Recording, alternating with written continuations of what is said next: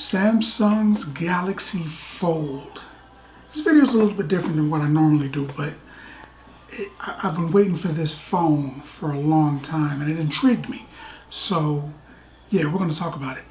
Samsung's Galaxy Fold. It's not really an S series. It's not really the Note series, but it is indeed a flagship phone. If for no other reason, the price, man. This phone is just about $2,000. It's $1,980 before tax. So yeah, there's that. Its release date is in April. It is to me, basically, it's a small tablet that can be turned into a phone. They're pitching it as a phone that you can open up into a tablet, but the way I see it, most people will probably have it open more times than not, and you'll still be able to make phone calls from it, but it'll be a tablet that you can shrink into a phone.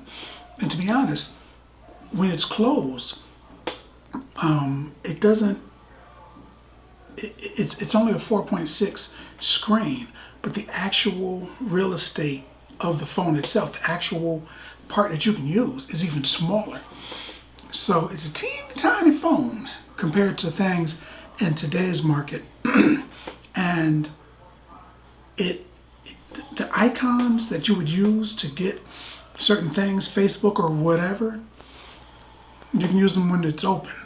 And you've got a little itty bitty small tablet, size of my hand, really.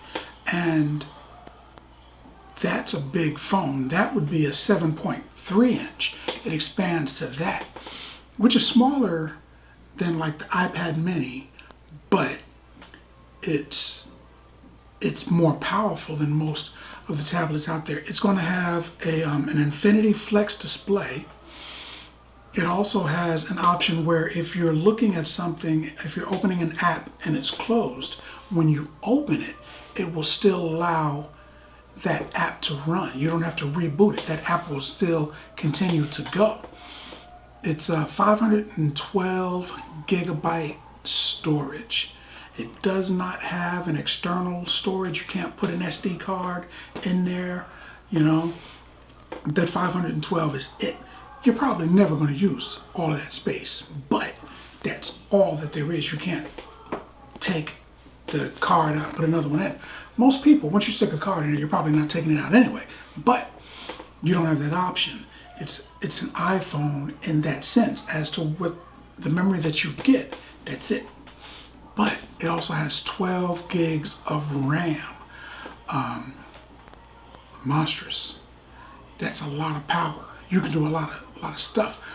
Probably it has that much RAM, that much memory, because it can do 3 tasks at the same time. So you can look at Facebook, and then you can access the internet, and you can send text messages, or whatever 3 items you're choosing, all at the same time.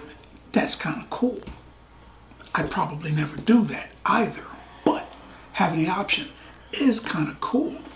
It also has a fair camera. The camera in the front, and I guess that depends on which way you're twisting it, flip-flopping it or whatever, is a 10 millimeter f2.2 camera. That's on the cover. It also has a 10.5 selfie camera. And again, I guess it depends on which way you're looking. It has an 8 millimeter depth camera. I'm assuming that's for bokeh. I haven't gotten the camera, so I don't know what it does that. I'll check it out though. It's got a 6 millimeter rear camera. 6 megapixel. Yeah. It has an ultra wide lens. It has a 12 megapixel wide lens camera. So there's that. And it also has a 12 megapixel telephoto lens camera, which is probably going to be useful, I guess. It's got an item, like I said, app continuity, where if it's closed and you're looking at a map or whatever, and you decide to open that puppy up, that map, that exact thing that you were looking at, pow, it's right there in the big screen, which is, again, kind of cool. It comes in 4 colors. They gave them all high-tech space colors, but basically it's blue, yellow, black, and silver. Man, the OS is 9.0 Pi, and I don't know, man. I think I'm gonna wait a little while, personally, because for $2,000, for $2,000, I could go get, you know, the other flagship phone and a brand new iPad Pro. And that'd be 2 different devices, but, you know, they might be collectively, or individually, they might be better than that one is collectively. But you got that one all in one bang. That's a thing though, right? You got your phone, you're talking on your phone or whatever, sending text messages, you want your tablet, pow, it's right there. It's convenient. It's expensive.